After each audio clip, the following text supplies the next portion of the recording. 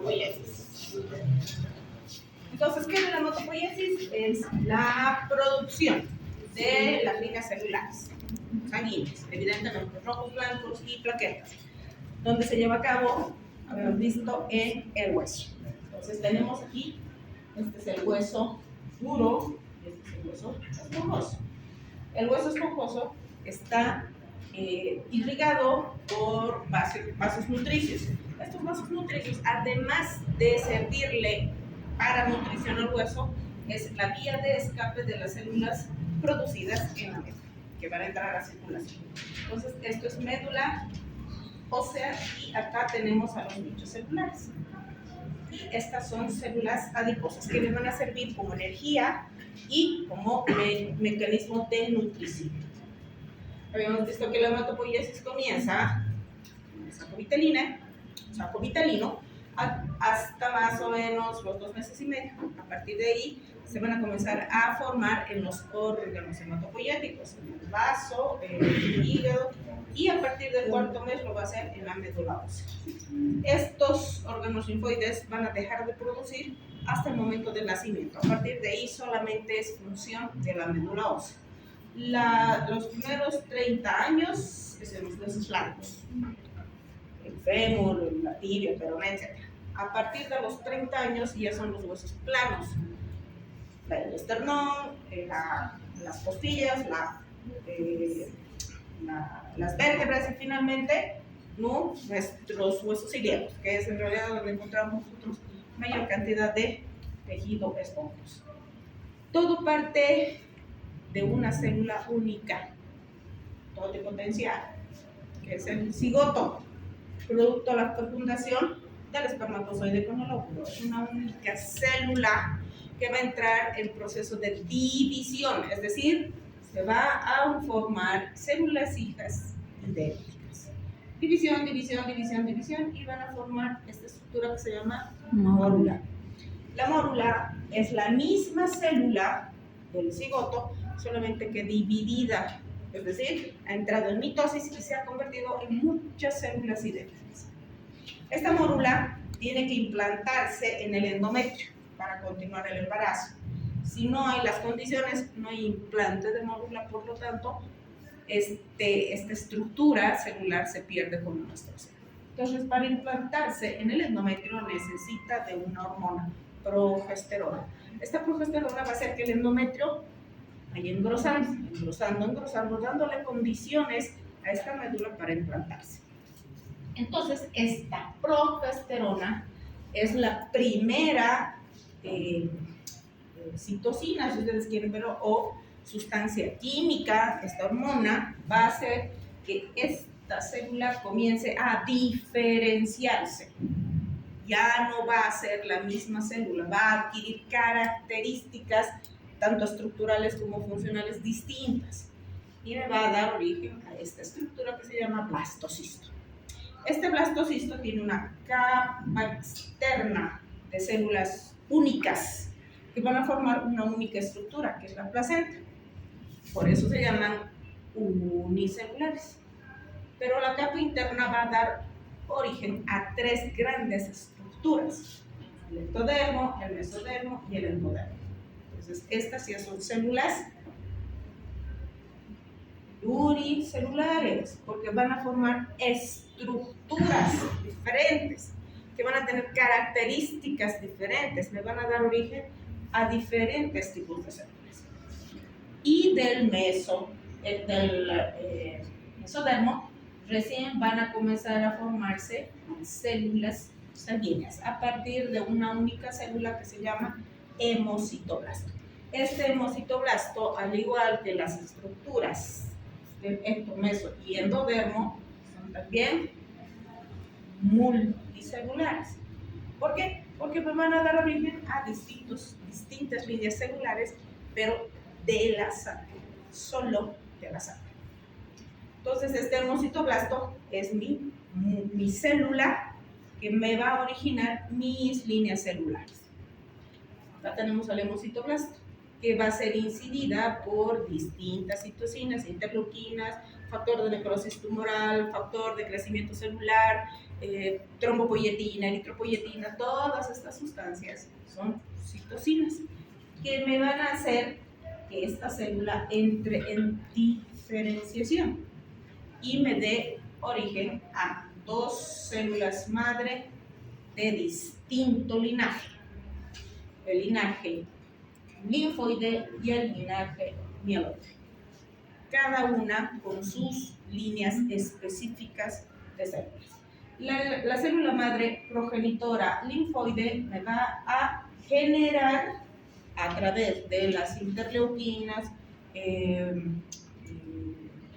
factor de crecimiento celular, 3 líneas celulares, los linfocitos T, B y natural killer. En cambio, la mieloide me va a originar primero brotes celulares. ¿Qué significan brotes celulares? Que son estructuras que en algún momento, a requerimiento, pueden cambiar de línea celular. Tenemos 3 principales brotes. El brote, unidad formadora de colonias mielo monocítica o granulocítico monocítico, que es lo mismo, eritrocítico y megacariocítico. Entonces, estos brotes van a convertirse en algún momento o diferenciarse en algún momento en una línea distinta. ¿Qué significa eso? Que estas células tienen características de autorrenovación, es decir, se van a dividir, pero también se van a diferenciar. De esta línea de células progenitoras, estas se llaman células progenitoras, de estas células progenitoras muy rara vez se forman neoplasias. En cambio, de las precursoras, que son las unidades formadoras de colonias, más los blastos, que son las precursoras, se generan las leucemias y los linfomas. Las leucemias de la línea linfoide y los linfomas, las leucemias de la línea mieloide. Entonces, ¿por qué es importante saber esto? Precisamente por esta razón. Y cuando hay una leucemia generadora de células anormales, cualquiera de estos brotes me va a originar la producción de células normales en menor proporción, pero pueden convertirse en células específicas. Entonces, mis unidades o mis brotes de colonias van a diferenciarse por las interleuquinas, la trombopoyetina, factor de crecimiento celular en blastos. Los blastos son las células más indiferenciadas de las líneas celulares. Entonces, tenemos a los blastos, al proeritroblasto, al mieloblasto, al linfoblasto, etc. Son blastos. Estos blastos ya no van a diferenciarse en otro tipo de células más que en una línea específica. Llega a blastos y va a entrar en diferenciación específica y maduración, para terminar en las células que están en sangre periférica. Entonces tenemos al proeritroblasto, que se va a diferenciar en eritroblasto basófilo. ¿Cuál es la característica de este eritroblasto basófilo? Su citoplasma. Su citoplasma es intensamente teñido de morado o de azul por su concentración de proteínas en su citoplasma, que chupa los tintes básicos. ¿Cuál es la característica fisiológica más importante de esta célula? Es que la membrana celular, la parte interna de la membrana, va a exteriorizar receptores de superficie. Estos receptores de superficie son de vital importancia. ¿Para qué? Primero, para la transferrina, para depositar el hierro que está circulando dentro de la célula. Y segundo, va a exteriorizar proteínas que son importantes para determinar el grupo factor de la sangre. Más adelante, estas proteínas van a ser específicas. Esta célula, que es el eritroblasto basófilo, va a diferenciarse en eritroblasto policromatófilo. ¿Por qué se llama así? Porque su citoplasma ya comienza a chupar tintes ácidos. Por eso es poli, porque va a tener un tinte morado y un tinte rosado. El tinte rosado se debe a que las mitocondrias van a comenzar a producir hemoglobina. Y como la hemoglobina está dada por la presencia de hierro, esta va a adquirir ese color rosado. Este eritroblasto policromatófilo se va a diferenciar al eritroblasto ortocromático. ¿Cuál es la característica más importante de este? Morfológica, que su núcleo ya va a ser excéntrico, es decir, va a estar pegado a uno de los extremos de la membrana. ¿Por qué? Porque tiene que ser eliminado.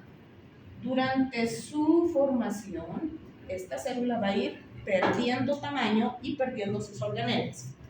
Y en este punto va a ingresar la vitamina B12 y el ácido fólico para iniciar la maduración.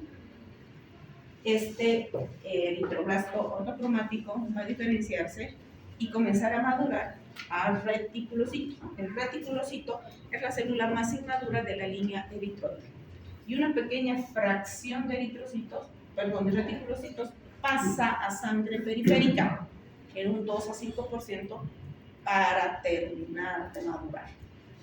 El reticulocito no puede cumplir a cabalidad las funciones que cumple el eritrocito. El eritrocito es transportador de gases, es el sistema tampón más importante del organismo, forma parte de la termorregulación. Entonces los reticulocitos no cumplen esta función porque todavía están inmaduros, tienen que terminar de formar ciertas proteínas para llevar a cabo esas funciones. Pero sí, el reticulocito para nosotros es de vital importancia porque nos determina dónde se encuentra el problema patológico. Más adelante vamos a ver eso. Tenemos el megacardioblasto. El megacardioblasto es una célula grande, una célula que mide alrededor de 20 micras, y en su paso a sangre periférica, esta célula va aumentando de tamaño, a diferencia de la línea eritrocitaria que va reduciendo de tamaño. Eso es una de sus características más importantes. En el megacardioblasto granular vamos a encontrar la producción de gránulos densos, gránulos alfa, que son los que van a contener a los factores procoagulantes, es decir, a los factores de coagulación. Este megacardioblasto va a diferenciarse a promegacariocito y este megacariocito. Entonces va a ir aumentando de tamaño. Como es una célula gigante, no puede atravesar el endotelio vascular. Entonces, ¿qué va a hacer? Va a producir pseudoporos, manitos o patitas o lo que ustedes quieran llamar. Esto va a ingresar dentro de la circulación a través de los espacios intercelulares del endotelio y solamente va a fragmentar su citoplasma. Y esos son mis plaquetitas. Vamos a hablar del mieloblasto. El mieloblasto, que me va a originar los granulocitos o leucocitos granulares, va a diferenciarse en promielocito, metamielocito, promielocito, mielocito y metamielocito. Hasta aquí es una sola célula, sin características específicas. Simplemente que su núcleo va a ir cambiando de forma, nada más. El metamielocito va a terminar de diferenciarse y comenzar a madurar. Tenemos a la banda o al callado, que es la célula más inmadura de la línea granulocítica. A partir del metamielocito, la banda va a depender del requerimiento del organismo. Por ejemplo, si mi paciente está cursando un proceso infeccioso bacteriano, se va a formar una banda neutrofílica o de neutrófilos. Sí, neutrófilos. Una banda que va a terminar de madurar en neutrófilo. Si nosotros tenemos un proceso de hipersensibilidad, este metamielocito va a formar una banda eosinofílica o una banda basofílica. Si mi paciente está cursando con una mitiasis, se va a formar una banda eosinofílica. Entonces, todo depende del requerimiento del organismo para que se forme la banda. Luego tenemos al monoblasto. El monoblasto no tiene mucha diferenciación. Se va a diferenciar a promonocito y va a pasar a sangre periférica como monocito. El monocito es una célula madura, pero no tiene mucha diferenciación en su paso desde la médula a sangre periférica. Y finalmente mi linfoblasto. Mi linfoblasto va a formar, bueno, esto es un poquito más complejo de lo que se sucede en la línea mieloide. Primero, linfoblasto va a diferenciarse a prolinfocito. Este prolinfocito es una célula inmadura, no indiferenciada, es una célula inmadura, porque va a haber un prolinfocito B, un prolinfocito T. Entonces, estos prolinfocitos van a pasar a sangre periférica y van a ir a su órgano linfoide de maduración. En el caso de los linfocitos B, son los ganglios linfáticos. En el caso de los linfocitos T, es el tipo. Entonces, una vez que llegan a sangre periférica, exteriorizan sus receptores de superficie, porque van a ir buscando antígenos en su paso. Si estos encuentran un antígeno en sangre periférica en su paso hacia el órgano linfoide de maduración, en el caso del linfocito T, inmediatamente va a formar anticuerpos. En el caso del linfocito B es diferente. El linfocito B primero escanea las proteínas de este antígeno y ve si son o no son pertenecientes al organismo. Si las desconoce, nuevamente hace un reescaneo de esas proteínas para asegurarse de que sean extrañas. Si son extrañas, este linfocito B va a ir hacia el ganglio linfático, va a terminar de madurar y va a especializarse en el plasmocito. Y el plasmocito es el que va a generar los anticuerpos que van a ir a sangre periférica para destruir la proteína que ha sido reconocida como extraña. En cambio, el linfocito T no es así. El linfocito T dice, este es mío, no es mío, no es mío, inmediatamente genera anticuerpos y los destruye. Es por eso que el linfocito T participa en el sistema de histocompatibilidad.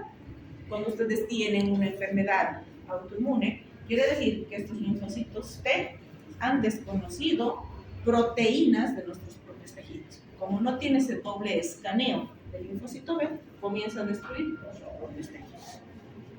En el caso de las células natural killer, estas solamente se producen cuando hay en sangre periférica células que estén infectadas por virus, HPV, HIV, Epstein-Barr, o cuando encuentran células tumorales.